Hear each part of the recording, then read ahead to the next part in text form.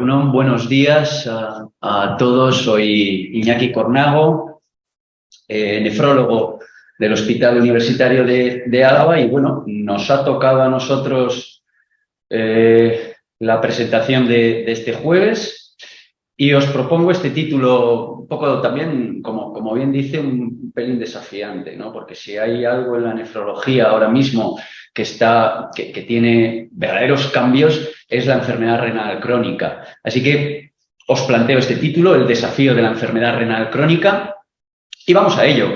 Y como siempre que hago una presentación me gusta saber con quién me juego los cuartos, pues os voy a lanzar una pregunta para ver por dónde van los tiros, ¿no? Vamos a ver. Ahí está. ¿Necesitamos nuevos tratamientos en la enfermedad renal crónica? A, no sé qué es la RC. B, como agua de mayo. C, yo soy más de fútbol. Y D, más bonos culturales. Bueno, espero que ahora mismo los que estáis conectados hayáis planteado la mayoría como agua de mayo. Espero que no seáis más de fútbol, entre otras cosas porque el Alavés se cargó al Eibar, que es mi equipo, y estoy con ese tema un poquito cabreado. Así que vamos a ver si es posible que sea la B y os pueda trasladar unos datos verdaderamente importantes. La siguiente diapositiva, como veis a la izquierda, yo es que soy de Bilbao, disculparme, es la ría de Bilbao, cómo se ha ido convirtiendo, ¿no? Cómo ha ido mejorando y se ha ido modernizando. Y es una forma de trasladaros de verdad cómo se ha ido modernizando el tratamiento de la enfermedad renal crónica y los conocimientos a un punto en el que estamos ahora, donde merece la pena revisarlo. Y a la derecha os planteo, es un texto, pero que viene a decir que en todo paciente, obviamente esto nos encanta a los médicos, pero es que es verdad, debemos individualizar. Pero no solo al paciente, ¿vale? No es individualizar solo en el tratamiento del paciente, sino individualizar también en lo que hacemos los médicos. Porque esto os lo quiero trasladar porque voy a comentaros muchos datos, o por lo menos una serie de datos que puede que otro nefrólogo, puede que otro médico lo haga de distinta forma, lo cual no quiere decir que ninguna de las dos cuestiones o ninguna de las dos formas de hacer sean incorrectas, sino que hay muchas formas de llegar al mismo punto.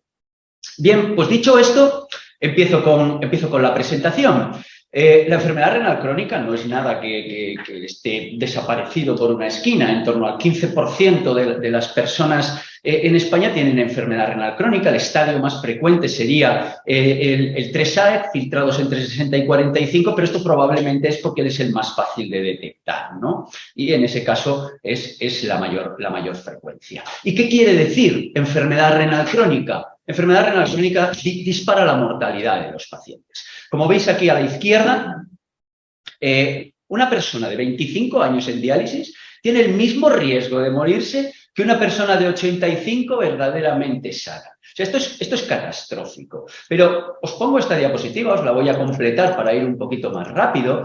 Desde el 2006 hasta el 2016, la segunda causa de mortalidad que más ha crecido ha sido la enfermedad renal crónica y se estima que para el 2100, que yo no sé vosotros, yo probablemente no esté aquí, así que el que hizo el artículo sabía perfectamente lo que decía, será la segunda causa de muerte después del Alzheimer. ¿Vale? Pero no es solo esto. No es solo mortalidad, también dispara el riesgo de eventos cardiovasculares. Y aquí os quiero trasladar que, como veis, dispara el riesgo de eventos cardiovasculares desde filtrados glomerulares verdaderamente altos, incluso desde cocientes albúmina-creatinina que consideramos normal, lo cual, como os trasladaré luego, nos obliga a ser verdaderamente agresivos desde situaciones muy precoces en la enfermedad renal crónica. ¿Y cuáles son esos eventos cardiovasculares más frecuentes? Aquí lo tenéis, porque parece que un paciente con enfermedad renal crónica su fin es llegar a la diálisis, no que va solo 1 de cada 16 pacientes con ERC van a llegar a diálisis.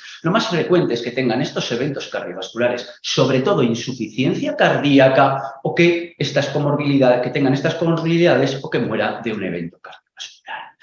Dicho esto, no quería dejar pasar, este es un artículo en esta presentación que os estoy haciendo de lo verdaderamente complicado y catastrófica que es la enfermedad renal crónica. Quería trasladaros esta diapositiva, es de un artículo publicado hace bien poquito, son dos sistemas sanitarios, el sueco y el galés, que analiza 89 comorbilidades en las personas con enfermedad renal crónica y, como veis, según va cayendo el filtrado glomerular, va aumentando el número de comorbilidades que tienen estos pacientes, pero esta diapositiva siguiente es la que me interesa. Y es que los agrupa en clústeres, agrupa estas comorbilidades en distintos clústeres de comorbilidades similares y, como veis, según va cayendo el filtrado glomerular, los eventos cardiovasculares en naranja son los más frecuentes, sea el sistema sanitario que sea. Según va cayendo el filtrado glomerular, hay más cuestiones metabólicas, diabetes, entre otras cosas, que es la principal causa de enfermedad renal crónica, pero como veis en morado, y es lo que os quiero hacer notar, independientemente casi del filtrado glomerular, se ve en clústeres cómo estos pacientes tienen un mayor riesgo de enfermedades mentales o de dolor, cosas que son comorbilidades que pueden mediatizar la supervivencia de nuestro paciente con enfermedad renal crónica y que muchas veces no somos capaces de detectar. Y aquí tenemos que trabajar todos en su conjunto porque son verdaderamente importantes. Dicho esto, y habiendo presentado lo que supone la enfermedad renal crónica, pues hombre, yo creo que 3 diapositivas dejarme para que cuando estéis en vuestras consultas digáis, oye, ¿qué paciente está a riesgo? ¿Qué paciente está a riesgo de hacer enfermedad renal crónica? Porque yo no quiero que llegue ahí. Cuando tengáis a un paciente, sobre todo los 3 de arriba, me parece verdaderamente importante, diabetes tipo 2, hipertensión, un paciente que ha tenido un evento cardiovascular, debemos tener en la cabeza que es un paciente a riesgo de presentar enfermedad renal crónica, pero también diabetes tipo 1 de más de 5 o 10 años de evolución, gente con por encima de 60 más edad, obesidad, fumadores, pacientes que han tenido familiares con enfermedad renal crónica, con enfermedades renales hereditarias, antecedentes de fracaso renal agudo. Mucho cuidado con este perfil de paciente que está a riesgo de enfermedad renal crónica, de desarrollarla. Y como veis hay otro tipo, no voy a desglosarlos todos, aquellos que han tomado nefrotóxicos, muy importante tenerlos siempre en la cabeza, en este perfil de paciente, por lo menos una vez al año, si es que no es más, un filtrado, y un cociente albúmina-creatinina que todavía en muchas ocasiones se nos olvida. No voy a desglosar esta diapositiva más, creo que simplemente la idea es tener un filtrado glomerular que nos lo da la analítica, pero no se nos olvide el cociente albúmina-creatinina, de lo que luego también hablaremos. ¿Y qué definimos como enfermedad renal crónica? Si soy capaz de pasarla ahora.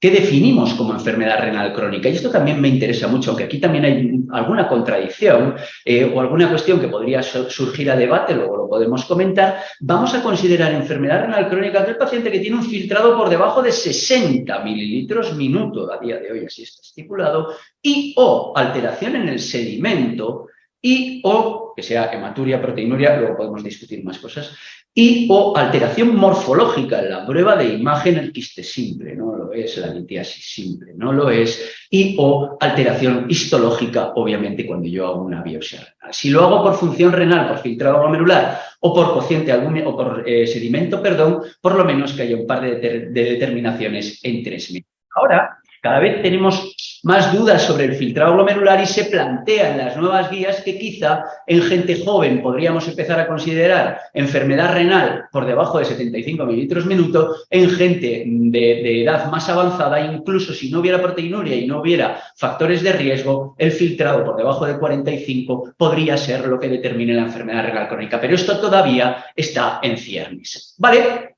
Pues imaginaos que hemos detectado la enfermedad renal crónica en nuestros pacientes, ya voy avanzando en la presentación, hemos detectado la enfermedad renal crónica y esto es lo que solemos hacer habitualmente. Nos vamos a las tablas de riesgo. Aquí a la izquierda tenemos las tablas de riesgo de las guías KDIGO, que según el filtrado glomerular y según el cociente albúmina-creatinina, como veis hay 4 colores, nos da el riesgo de progresión de la enfermedad renal a diálisis trasplante, muerte cardiovascular o muerte por cualquier causa. Riesgo normal, moderado, alto o en rojo muy alto. Pero si os dais cuenta, lo que he definido realmente como enfermedad renal crónica sería pacientes de alto o muy alto riesgo cardiovascular. Y así es como quiero que tengamos siempre en la cabeza al paciente RC. Es un paciente de alto o muy alto riesgo cardiovascular. Y a la derecha, incidiros nuevamente en lo que os he trasladado antes. Y además, desde filtrados glomerulares casi, por no decir que normales, y desde cocientes albúmina-creatinina casi normales, ya se empieza a disparar el riesgo de eventos cardiovasculares y de mortalidad cardiovascular. Si nos tenemos que quedar con una diapositiva de toda esta presentación, me quedan solo 3 horitas de presentación, tendría que ser esta. O sea, son pacientes de alto, muy alto riesgo cardiovascular y que los tengo que detectar verdaderamente pronto y actuar sobre ellos verdaderamente pronto porque es catastrófica la evolución que tiene, como veis. ¿Y sobre qué tengo que actuar? ¿Vale? Me parece muy bien, Iñaki, lo que nos has trasladado. RC, ¿qué tengo que hacer? Ahora ya en mi consulta o donde sea, también daré pinceladas de cosas en el hospital. ¿Qué tengo que hacer cuando vea un paciente con enfermedad renal crónica? Vale, 3 diapositivas os traslado para ir haciendo una introducción a lo que os quiero comentar. Y es que enfermedad renal crónica es riesgo cardiovascular. Es diabetes, como veis, primera causa, hipertensión, segunda causa. Es riesgo cardiovascular y os lo sigo trasladando en la siguiente diapositiva. Según tengo más factores de riesgo cardiovascular, tengo más riesgo de que mi paciente desarrolle enfermedad renal crónica. Tengo que controlar los factores de riesgo cardiovascular, pero no solo los factores de riesgo cardiovascular clásicos. Como veis aquí a la izquierda, en estadios iniciales de enfermedad renal crónica son los factores de riesgo clásicos los que más pesan en el riesgo de eventos cardiovasculares y de mortalidad cardiovascular. Pero según va cayendo el filtrado glomerular, los factores de riesgo inherentes a la enfermedad renal crónica son los que más peso tienen. Con lo cual, y dicho esto, resumiendo y poniéndose en contexto más cuestiones, son 6 puntos, puede haber más, pero es que si no nos íbamos a alargar muchísimo y hay que trabajar. Pero son 6 cosas las que debo tener siempre en la cabeza cuando vea a un paciente con enfermedad renal crónica. Me encanta, os voy a dar unas pinceladas de, 1, la dieta, son 2 cositas, ¿vale? 2, controlar correctamente los factores de riesgo cardiovascular, ya hemos dicho en la segunda diapositiva, individualizando. 3, control de los factores inherentes a la enfermedad renal crónica. 4, control de los factores de progresión, que son todos estos que os he trasladado, pero con la importancia que quiero darle a la albuminuria. Son solo 2 diapositivas. 5, evitar la nefrotoxicidad, obviamente. Y 6, asegurar, o por lo menos tener siempre en la cabeza, aquellos fármacos que todo paciente con enfermedad renal crónica debería recibir hasta que no se demuestre lo contrario. Otra cosa es que no se pueda. Bueno, pues vamos allá. La dieta. La terrible dieta, tanto para el médico por lo que le tiene que decir como para el paciente, pero me gustaría simplificarlo un poco. Es muy importante la dieta pobre en sal, ¿vale? Os muestro el Sodium Heart Failure. Este es un Lancet de hace bien poquito sobre pacientes con insuficiencia cardíaca, que un porcentaje altísimo tenían enfermedad renal crónica, donde os lo resumo, no quiero desglosar estudios, esta es una presentación que no busca desglosar estudios, donde una dieta estrictísima en sodio ni demostró reducir eventos cardiovasculares en una dieta estricta, menos de 5 gramos al día, ni demostró controlar mejor la tensión arterial. Es a 1 año, con lo cual podemos sacar las conclusiones que queráis sacar. Pero con respecto a la dieta pobre en sodio, trasladar que debemos ser estrictos con el paciente y debemos recordarles también dónde están esas cargas de sodio un poco ocultas, que parece que no lo detectan, que serían encurtidos, embutidos, enlatados, precocinados, todo lo que sea precongelado, siempre tenerlo muy en cuenta, ¿vale? Recordarles que hay una carga de sal y esos alimentos. Estoy dando todo el rato a la flechita, así que me la voy a quitar de aquí. 2, las dietas hipoproteicas, porque durante muchos años hemos estado haciendo restricciones estrictas de proteína al paciente. De hecho, las KDOQI de 2020 fueron verdaderamente lapidarias y nos dice, oye, cuando el paciente tenga un filtrado por debajo de 60, reducción de la proteína por debajo de 0,5, 0,6 gramos kilo día. Esto es verdaderamente una restricción proteica muy estricta, pero están basadas en una evidencia verdaderamente discreta. Y el problema que tenemos de trasladar estas dietas tan estrictas a la práctica clínica es que es muy difícil. Ciertamente es eficaz en frenar la progresión, pero es verdaderamente difícil trasladarlo a la práctica clínica. Con lo cual, desde hace ya mucho tiempo, nos quedamos con la SCADIGO de 2012 que nos dice, oye, cuando el paciente tiene ya filtrados bajitos, aquí nos dice por debajo de 30, la dieta que sea normoproteica y, sobre todo, evitar dietas hiperproteicas, muy importante. Y el tercer punto que os quiero trasladar es el potasio.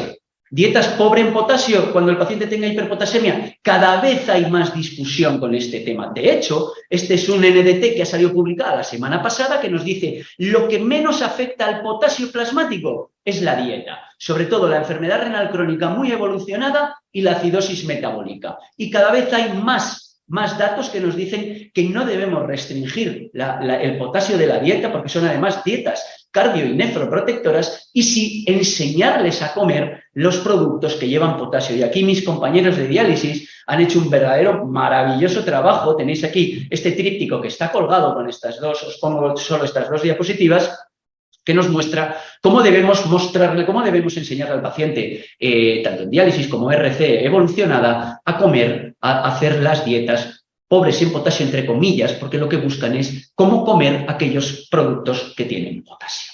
Vale, punto 1 hecho. Espero haberos solucionado o haberos aclarado alguna duda.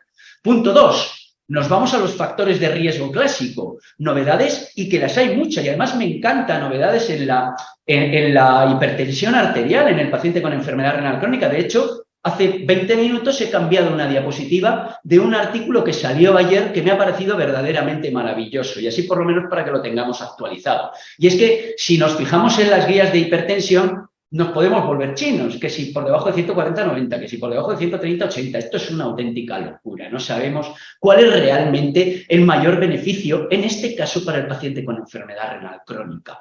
Que si después del REIN, después del MDRD, después del ASC, vamos a ver, hay pacientes que bajando por debajo de 130, 80 se benefician. Luego llegó el SPRINT que nos dice, no, sistólicas por debajo de 120.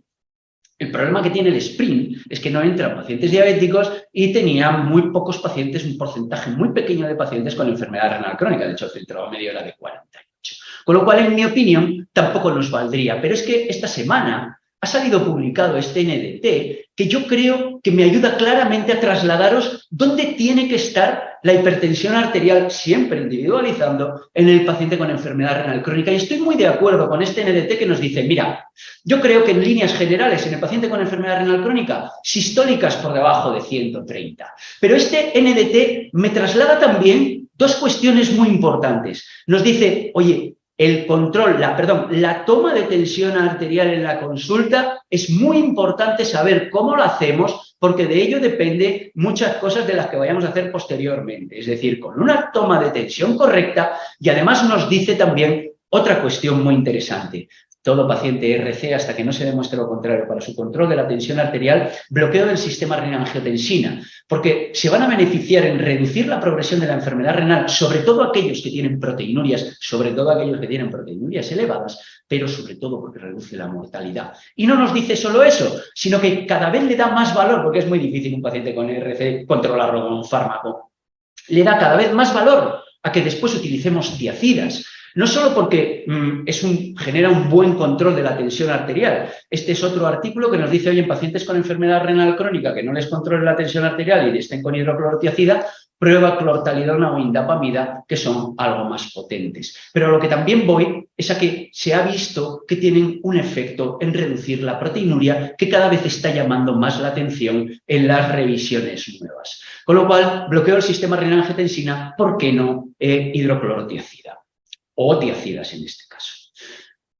¿Y cómo le pongo los fármacos? Me encanta porque se presentó en el Europeo de Cardiología, el TIME, pero ya se ha publicado en el Lancet, porque siempre decimos, oye, ¿cómo le pongo los fármacos antihipertensivos? Este no es exclusivo de pacientes con enfermedad renal crónica, pero me resulta muy interesante porque es una pregunta que nos hemos hecho durante mucho tiempo. Vale, son 20.000 pacientes a 5 años que tomaban por lo menos un antihipertensivo. Oye, ¿se los voy a poner todos a la mañana o todos a la noche? ¿Y sabéis qué pasó a 5 años? Nada. No había ninguna diferencia, ni en reducir eventos cardiovasculares, ni en control de la tensión arterial. Todo lo contrario, incluso aquellos que lo recibían toda la mañana, tenían a la noche 1 o 2 milímetros de mercurio de sistólica de mejor control. Con lo cual, ese no debe ser nuestro problema. Pero nos lanza dos desafíos este artículo. Y nos dice, sí, oiga, usted le puede poner los fármacos como quiera, pero por favor, asegúrese de que está poniendo fármacos que cubren las 24 horas, que bien, casi ninguno, pero es que la mayoría de los fármacos que utilizamos no cubren las 24 horas, sobre todo muchos YECAs que usamos, luego podemos trasladar en la discusión este tema. Y 2, intentemos combinaciones fijas porque la adherencia terapéutica es verdaderamente importante, siempre que se pueda, claro. Vale, me voy al siguiente factor de riesgo cardiovascular, voy a ir un poquitito más rápido, que sería la dislipemia. Aquí nos hemos vuelto locos en la enfermedad renal crónica, porque las guías en las que nosotros nos basamos, las CADIGO, no se han actualizado desde el 2013 y nos dicen, oiga, no, mire, usted póngale una estatina a dosis ajustada a función renal, una cosa que no entiendo, lo de la dosis ajustada a función renal, y ya está, y no mire más, que es completamente antagónico con lo que nos dicen las europeas de cardiología. Oiga, filtrado por debajo de 60, LDL por debajo de 70. Y filtrado por debajo de 30, LDL por debajo de 55, con lo cual estoy totalmente de acuerdo. Y el porcentaje de control de este factor de riesgo en el paciente con enfermedad renal crónica es pírrico. Con lo cual, mi obligación es trasladar estatina, estatina y estatina. Estatina ezetimiba a la dosis máxima tolerada por el paciente. La rosuvastatina está contraindicada formalmente con filtrados por debajo de 30 y la pitavastatina es la única que se ha puesto a filtrado glomerular por debajo de 30, no más de 2 miligramos al día, ¿vale? Con respecto a los efectos adversos, salió también publicado hace poquito, y os hablo solo de miositis, que es que en aquellos pacientes que toman estatinas y tienen miositis, es que se le atribuye a la estatina en menos del 10%. Y además, si lo veo según la función renal, no hay diferencias, ¿vale? Estatina, estatina, estatina, estatina, ezetimiba. Veremos qué hace el ácido bempedoico, siempre tenemos los inhibidores de PCSK9, pero estos están mucho más restringidos. Pero a pesar de todo, puede haber un riesgo residual que puede permanecer. Y aquí es donde la hipertrigliceridemia, muy típica de la dislipemia heterogénica del paciente con enfermedad renal crónica, puede tener un papel muy importante. ¿Qué problema tiene la hipertrigliceridemia en este perfil de paciente? Que reducir los triglicéridos con fibratos en el paciente con ERC no ha demostrado reducir eventos cardiovasculares y además es que son fármacos que tienen verdaderos efectos adversos, por cierto, contraindicados con filtrados por debajo de 30. Teníamos puestas las esperanzas en el pemafibrato, pero el estudio Prominent se ha parado antes de tiempo por falta de eficacia. El único que ha demostrado, y acaba de salir publicado, bueno, hace ya un tiempecito, es el Reducit, con icosapento de etilo, pero hasta filtrados de 30, que sí reduce eventos cardiovasculares. Veremos qué hacemos ahí, pero donde se están yendo las guías es a decirnos, no, mira, si tienes hipertrigliceridemia en el paciente con enfermedad renal crónica y has controlado el LDL, que es mandatorio, solo si tus triglicéridos están por encima de 500.000 miligramos, riesgo de pancreatitis, entonces plantéate el tratamiento. Pero cada vez nos dicen más, oye, a este perfil de paciente, que incluso te ha hecho un evento cardiovascular con buen control del LDL, ¿por qué no le haces una lipoproteína A? Y aquellos pacientes que tengan lipoproteína A alta, intenta reducirle más todavía el LDL porque se ha visto beneficio incluso también en el paciente con enfermedad renal crónica. Vale, me voy a la diabetes tipo 2, solo 4 diapositivas porque aquí es la verdadera revolución en la enfermedad renal crónica, en este caso enfermedad renal crónica y diabetes tipo 2. Fijaos, 1 de cada 2 personas en su evolución de la diabetes tipo 2 va a tener enfermedad renal crónica y 3 de cada 10 van a tener insuficiencia cardíaca. Y lo que es más catastrófico, 4 de cada 5 van a tener un evento cardiovascular. Segunda diapositiva, os la paso rápido. Olvidaos de esa evolución típica que os hemos trasladado toda la vida, hiperfiltración, microalbuminuria, macroalbuminuria, deterioro de función renal. Cada vez vemos más pacientes que tienen, y de hecho está estipulado en torno al 40%, que tienen una albuminuria discretita o incluso no la tienen, y es la forma de presentarse ahora más frecuente de la afectación renal y la diabetes tipo 2. 3. Que el control de los factores de riesgo cardiovascular, glicada, LDL, peso, vital, control de la tensión, es imprescindible en el paciente con enfermedad renal y diabetes para reducir el riesgo de muerte cardiovascular. Fijaos, cuanto más factores de riesgo controlo, menos riesgo de mortalidad, pero es que donde de verdad se beneficia es en el riesgo de enfermedad renal, ¿vale? Buen control de todos los factores y con los 4 fantásticos de la nefrología. Bueno, a ver si es posible, porque la finerenona, a ver qué pasa con ella. Pero en la cabeza, independientemente de con qué controle la glicada e independientemente del control de la glicada, en mi cabeza la nefroprotección de este perfil de paciente es bloqueo del sistema renina-angiotensina, inhibidor de SGLT2, teniendo en cuenta hasta dónde puedo poner por filtrado glomerular, GLP. Si tiene un IMC por encima de 30, creo que es vital plantearse un GLP en este perfil de paciente y en todo paciente con diabetes tipo 2, pero el paciente RC me parece vital. Y cuando llegue la finerenona, un antagonista receptor mineralocorticoide, aunque veréis que en muchas ocasiones ya estamos utilizando en este perfil de paciente ARMs que no son finerenona, que es espironolactona y prerenona, entre otras cosas, para reducir proteinuria. Y esta también os la acabo de añadir, y con esta termino los factores de riesgo clásicos. Y ahora ya iré mucho más rapidito en la presentación, pero esto era lo que más quería detenerme porque es donde más cambios ha habido, y es en la hiperuricemia, porque yo creo que tenemos muy claro que vamos a tratar el ácido úrico en pacientes que tienen gota, nefropatía gotosa, litiasis úricas, etcétera, etcétera. Pero en esa hiperuricemia asintomática, ¿qué hacemos? Fijaos, este es un artículo que salió publicado a finales de diciembre del 2022 que nos dice, sí, en hiperuricemia asintomática en pacientes con enfermedad renal crónica se reduce el riesgo de progresión de la enfermedad renal si lo trato y además de proteinuria. Pero a día de hoy no hay absolutamente nada estipulado, ni con la cifra, ni con que debamos o no debamos hacerlo. Si hay una hiperuricemia asintomática, cada maestrillo tiene su librillo. Yo os puedo decir lo que hago, y a no ser que sea una cifra de ácido úrico descomunal, no los trato, porque bastante carga de fármacos tienen estos pacientes, y debo asegurar aquellos que han reducido eventos cardiovasculares. Punto 3. Punto 3, me voy a intentar controlar, y aquí sí que muy consensuado con nuestro nefrólogo de referencia, los factores de riesgo inherentes a la enfermedad renal crónica. Solo os voy a trasladar 3 y es una diapositiva de cada uno. Anemia, metabolismo calcio-fósforo, donde me puedo buscar las ruinas y ponía más diapositivas, y la insuficiencia cardíaca, que me parece vital. Con respecto a la anemia en la enfermedad renal crónica es una anemia de descarte. O sea, tengo que descartar otras cosas para decir que la anemia es por la enfermedad renal crónica. Y una vez lo tengo descartado, este perfil de paciente con enfermedad renal crónica necesito ferritinas por encima de 100 y saturaciones por encima del 20%. Y le voy a poder poner hierro oral intravenoso según lo que necesite. Por lo menos, aquí tenéis las distintas guías, hasta ferritinas de 500, incluso hay alguna de 800, ¿no? Pero vamos a fijar ferritinas de 500 y saturaciones del 30%. Con esto lo que buscamos es, primero, tener llenos los depósitos de hierro y, segundo, retrasar el aporte de agentes eritropoyéticos que tienen también sus efectos adversos y no todo es beneficio con estos fármacos. ¿Cuándo le voy a poner entonces un agente eritropoyético? Cuando, a pesar de todo lo que os he trasladado ahora, su hemoglobina está por debajo de 10. Quizá en el paciente con insuficiencia cardíaca nos podemos plantear otros targets y, sin embargo, curiosamente, en el paciente con insuficiencia cardíaca no está indicado en las guías de cardiología utilizar agentes eritropoyéticos. Individualizamos nuevamente. Pero pondremos EPO cuando la hemoglobina esté por debajo de 10 y siempre para mantener en torno a 10, 11,5 gramos decilitro de hemoglobina, nunca normalizarla porque eso aumenta el riesgo de mortalidad de estos pacientes.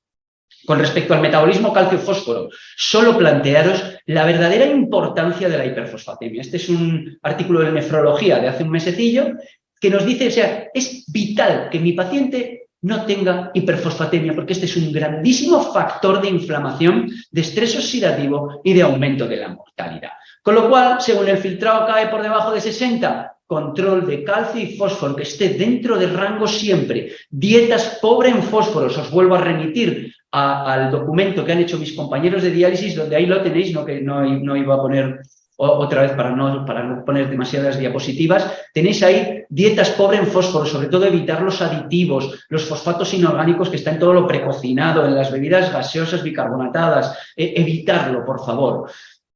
En estadios iniciales de enfermedad renal crónica, intentemos mantener la vitamina D nativa en unos rangos normales, ¿vale? No me voy a meter más con esto, luego lo podemos discutir. Así está estipulado y no hay nada que haya demostrado que haya un beneficio contundente, pero está estipulado en las guías así. Y cuando el filtrado glomerular cae, a pesar de esto, habitualmente tenemos hiperparatiroidismo secundario, la PTH se dispara. Voy a intentar que nunca esté normal, voy a poder permitir que esté además bastante elevada y no pasa nada porque tiene que haber cierto grado de remodelado, y en esas situaciones, consensuado con el nefrólogo, es probable que necesitemos tratamientos para la hiperfosfatemia y vitamina D activa, calcitriol, paricalcitol, si no es otro tipo de tratamientos. y con la insuficiencia cardíaca. Tercer factor, como veis, están íntimamente asociadas riñón y corazón, ahora tan de moda en el síndrome cardiorrenal, y como os he trasladado es el gran factor, el gran evento que tienen los pacientes con enfermedad renal crónica, pero le voy a dar la vuelta. Este artículo ha salido esta semana y fijaos lo que nos dice, oye, 25 millones de pacientes, y analiza los distintos eventos cardiovasculares, insuficiencia cardíaca, infarto de miocardio, fibrilación auricular en este caso, y ACV. Oye, ¿cuál de estos tiene más riesgo de que mi paciente acabe en diálisis? Tanto eventos incidentes como prevalentes. La insuficiencia cardíaca, ahí la tenéis la primera, que no veo la flechita, la insuficiencia cardíaca es la que verdaderamente dispara, ya sea incidente o prevalente, el riesgo de progresión a enfermedad renal crónica, estadio 5, diálisis, que no me gusta decir enfermedad renal crónica terminal, y sobre todo en los 3 primeros meses de que se haya dado el evento y sobre todo incidente. Así que síndrome cardiorrenal, unidades cardiorrenales como la que está puesta en marcha en esta unidad, en la OSI Áraba, verdaderamente beneficiosas para nuestros pacientes. Me voy al cuarto punto, los factores de progresión de la enfermedad renal crónica. No solo tengo que controlar los factores de riesgo, sino que tengo que controlar los factores de progresión, que son los mismos que os he trasladado ahora, y la proteinuria. La proteinuria es vital, reducir proteinuria. Un paciente con proteinuria, su evolución de la función renal va a ser mucho más catastrófica que aquel que no tiene proteinuria. O sea, tiene que ser uno de mis objetivos, reducirla. Y no solo cae el filtrado glomerular mucho más rápido, sino que además para no pasar hacia atrás, sino que además es el gran marcador predictor de mortalidad, mucho más que el filtrado glomerular. Reducir proteinuria, consensuando el tratamiento con el nefrólogo de referencia, es vital para frenar la progresión de la enfermedad renal y para reducir mortalidad en nuestros pacientes. Punto 5, voy terminando ya, pero aquí sí que quería trasladaros una serie de cosas. Evitar la nefrotoxicidad, ¿vale? No solo de AINES vive el hombre, porque es que yo creo que ya a los nefrólogos nos asociáis como AINES, evitar AINES. Pues sí, tenemos que evitar los antiinflamatorios, pero en un paciente con enfermedad renal crónica y en un paciente en general, cualquier fármaco que ponga puede ser nefrotóxico, es que no lo sé. Yo no sé cómo va a responder cada paciente, cada persona a un tratamiento. Con lo cual siempre me gusta trasladar una serie de ideas. Y es, 1, solo utilizar los fármacos que realmente necesita mi paciente. 2, evitar aquellos que sé que son nefrotóxicos, sobre todo si tienen enfermedad renal crónica. Entre ellos, los AINES, y ser muy cuidadosos con otro tipo de fármacos. 3, ajustar a función renal. Y me suele gustar siempre poner esta diapositiva. Evitar lo que tenéis a la derecha. Evitar la asociación de bloqueo del sistema renina-angiotensina diurético de ASA y una AINE, porque tenéis asegurado el deterioro de función renal. Esto lo tenéis de lujo si queréis quitaros de encima a vuestra suegra o a vuestro suegro. Pero no lo hagáis, porque esto es deterioro de función renal absolutamente asegurado. Y a la izquierda os quiero trasladar otra cosa muy importante. Los YECA-SARA2, y lo hago extensible a los inhibidores de SGLT2, no son nefrotóxicos. Eso no es un nefrotóxico, son los grandes nefroprotectores que tenemos y lo voy a comentar en el siguiente punto. Así que son fármacos que pueden deteriorar función renal, luego lo amplío un poquito más al final. Pueden deteriorarlo por su mecanismo de acción, pero nunca podemos decir que estos fármacos son nefrotóxicos. Con respecto a la nefrotoxicidad, 3 apuntes que os quería trasladar, porque hay una locura con el tema de los contrastes yodados, ¿vale? Y los protocolos de los contrastes yodados. Nada puede retrasar una prueba de imagen o lo que sea si es verdaderamente imprescindible, ¿vale? O si es imprescindible. Nada lo puede retrasar, ¿vale? El protocolo que tenemos para los contrastes yodados lo que nos busca es, 1, asegurar la hidratación, que mi paciente vaya normohidratado. Esto es lo más importante y lo que de verdad ha demostrado reducir el riesgo de deterioro de función renal.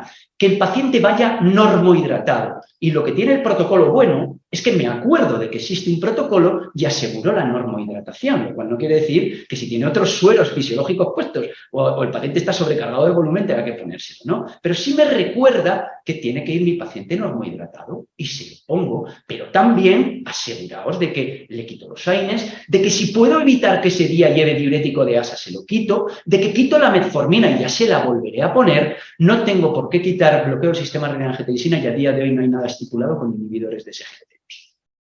nada ha demostrado el bicarbonato sobre el fisiológico, nada ha demostrado la N-acetilcisteína, nada han demostrado las estatinas. Y si en algún momento tengo que hacer una prueba de imagen y no me ha dado tiempo a ponerle el protocolo, y esa prueba de imagen es importante, las guías canadienses nos dicen, oye, ponle 200, 300 mililitros de fisiológico, incluso según que le vayan cayendo según va a ir a hacerse la prueba, y luego ya le pondré otro suero fisiológico posteriormente, porque puede ser suficiente, pero que nada retrase las pruebas de imagen. Esto lo he puesto porque también ha salido publicado hace poco, pero yo creo que ya los enemas de fosfato ya no se utilizan porque generan verdaderas catástrofes en el paciente con enfermedad renal crónica y sobre todo con el paciente en diálisis, que es una revisión que ha salido publicada hace bien poquito.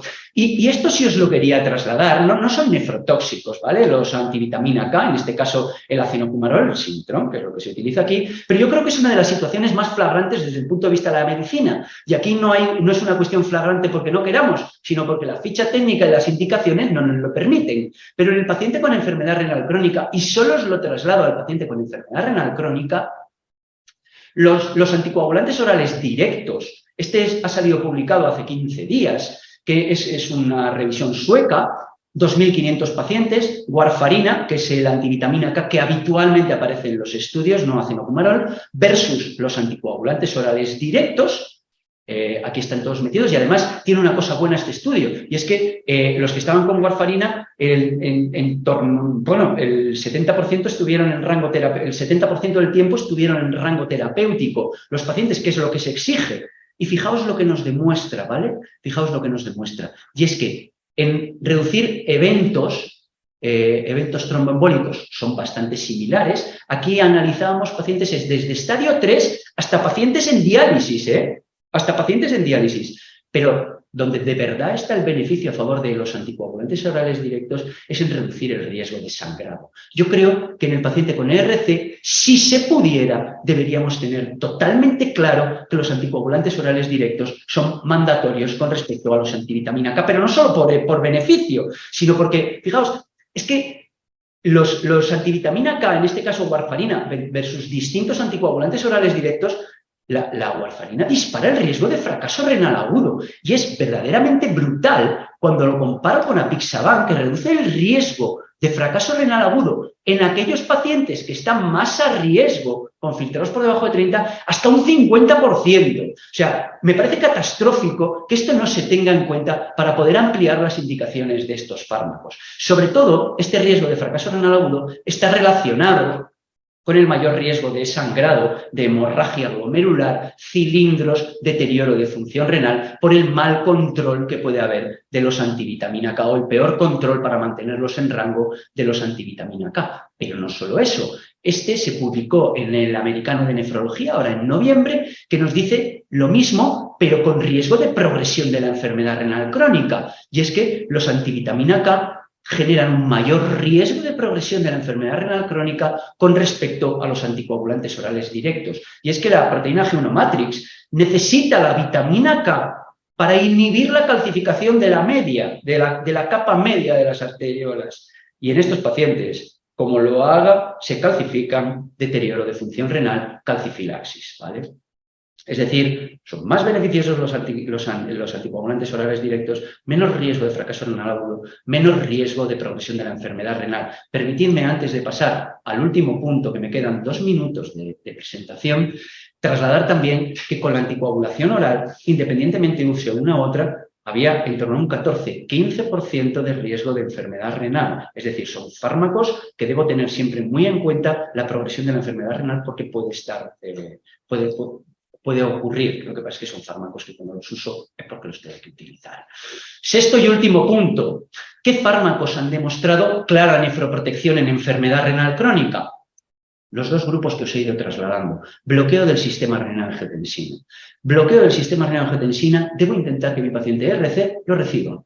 Claro, yo cuando pongo el bloqueo del sistema renina-angiotensina puede haber una caída inicial del filtrado glomerular, pero voy a asumir que puede ser normal si me cae hasta un 30% inicialmente, ¿vale? Y si me cae mucho más, estudiaré qué ha pasado. No me olvido completamente del bloqueo del sistema renina-angiotensina para este paciente. No. Estudio qué ha podido pasar. Lo consensúo si hace falta con el nefrólogo, porque lo último que tengo que hacer es retirarle a estos pacientes el fármaco. No estoy hablando de ámbito hospitalario. En ámbito hospitalario, en determinadas situaciones, tengo que quitarlo. Pero luego os haré un apunte que ayer además lo comenté con el doctor Saracho. 2. Hiperpotasemia. Puede haber hiperpotasemia con estos fármacos. Este salió publicado la semana pasada y nos dice que si después de una hiperpotasemia por bloqueo del sistema renina-angiotensina reduzco la dosis, se la quito o le quito el fármaco, disparo el riesgo de mortalidad y de eventos cardiovasculares en los pacientes, ¿vale? Con lo cual, exactamente lo mismo. Igual, después de un evento hiperpotasemia, tengo que plantearme controlar la acidosis metabólica, utilizar quelantes de potasio o ver qué ha pasado, pero lo último que tengo que hacer, si es posible, es retirar el fármaco. Y el último, con respecto al bloqueo del sistema renina-angiotensina, porque muchas veces cuando el filtrado ya está justito y va cayendo, decimos, oye, le voy a quitar el bloqueo del sistema renina-angiotensina para que mejore la función renal y entrará más tarde en diálisis. Este es un New England de finales de diciembre que analiza 300 pacientes, filtrado medio de 16 mililitros minuto, cociente de albúmina creatinina medio de 1 gramo, y nos dice, oye, ¿le quites el bloqueo del sistema renina-angiotensina o no? Tu paciente va a entrar en diálisis exactamente igual. Con lo cual, manténselo, porque yo no he estudiado la mortalidad, pero sé que si se lo quitas, este perfil de paciente tiene más riesgo de mortalidad. Mantenemos el bloqueo del sistema renina-angiotensina todo lo que se pueda. Estoy hablando de paciente crónico en consulta, ¿vale? Y el inhibidor de SGLT2. Tanto en diabetes tipo 2 como en no diabetes, en este caso solo da pagliflozina y empagliflozina, ahora mismo con indicación solo da pagliflozina en ERC, no diabetes, ha demostrado frenar la progresión de la enfermedad renal independientemente de las distintas etiologías de enfermedad renal y además, en este caso, dapagliflozina, probablemente vengan otros, pero dapagliflozina además ha demostrado, estudio DAPA-CKD, reducir mortalidad por cualquier causa en el paciente ERC. De tal forma que el paciente ERC en general debería recibir bloqueo del sistema renina-angiotensina hasta que no se demuestre lo contrario, inhibidor de SGLT2 si es diabetes, si no es diabetes, de momento da pagliflozina, probablemente aparezca en pagliflozina en breve. Y estos serían los fármacos que debo utilizar. Hay una cosa que ocurre muchas veces, y es que este perfil de fármacos se quita en el paciente ingresado, pero luego pasa mucho tiempo hasta que se lo volvemos a poner, hasta que tiene otra consulta. Debemos intentar, si se lo hemos quitado en el ingreso, que tenga una consulta precoz para ver si poco a poco podemos ir reintroduciendo estos fármacos, porque creo que es mandatorio y es muy importante en el paciente con enfermedad renal crónica. Y termino, esta es mi diapositiva de las conclusiones. Ay, perdón. Me voy hacia la última, que quiero mostraros mi diapositiva de las conclusiones. Ya sé que no es una diapositiva al uso, pero con esto lo que os quiero trasladar es esa modernización y esos beneficios que hemos tenido en la enfermedad renal crónica. Desde hace mucho tiempo poco teníamos que hacer en la ERC y sin embargo ahora cada vez controlamos mejor los factores de riesgo y cada vez tenemos más fármacos que no solo nos están ayudando a frenar la progresión de la enfermedad renal, sino que, como os muestro en este curioso caso de Benjamin Button, a rejuvenecer nuestros riñones. Muchísimas gracias y espero que os haya sido de ayuda interesante esta presentación.